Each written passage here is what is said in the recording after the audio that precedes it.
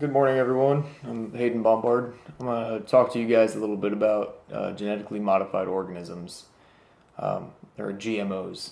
That's when a farmer or a rancher they take the cream of the crop, the best plants they got, or the best livestock they have, and they intertwine the genes with the crops that they have now. And over the years, it will make the crop the best they can get. It makes it so they are more immune to weed killers, pesticides. They can withstand harsh winters. It makes them larger, able to feed more livestock, able to feed more people. There's a lot of good things about GMOs, and there's been also a lot of discussion and dispute on them too.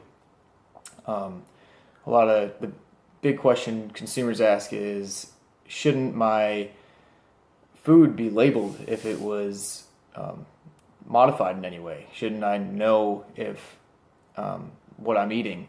And that's a good question. And the answer to it is the FDA only requires labels to be put on food if there's any nutritional difference in it. So the beef you're eating, if it's not modified, if it's not labeled, it's because it's the nutritional difference. Even with the GMO, there's nothing. There is zero impact that the GMO will have on the beef.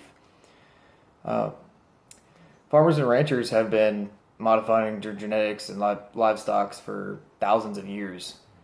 Today, 8 huge crops are modified for all consumer use, and commercial use. It's corn, soybeans, cotton, alfalfa, sugar beets, papaya, and squash.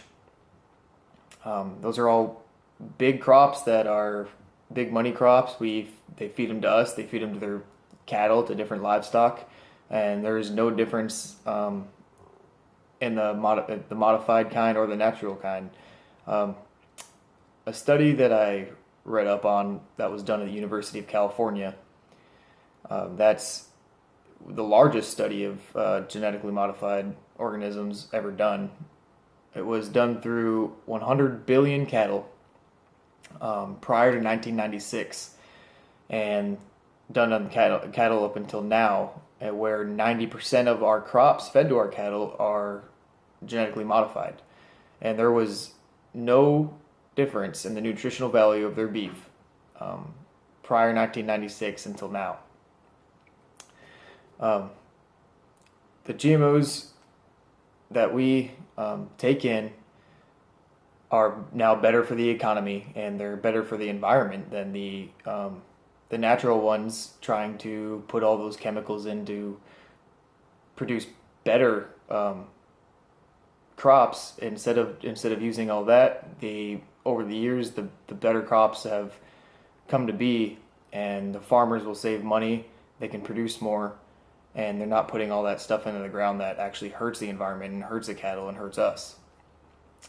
At GMOanswers.com, the readings I did there proves that the USDA says it's safe to grow in the soil. The EPA says it's safe for all the environment, and the FDA says it's all okay to eat all the GMOs that we've been using on the major crops that we can find in our grocery stores like Publix or Winn-Dixie. And the tests that these government agencies go through is very long and rigorous. A crop could actually go 7 to 10 years before actually being able to be fed to livestock or us.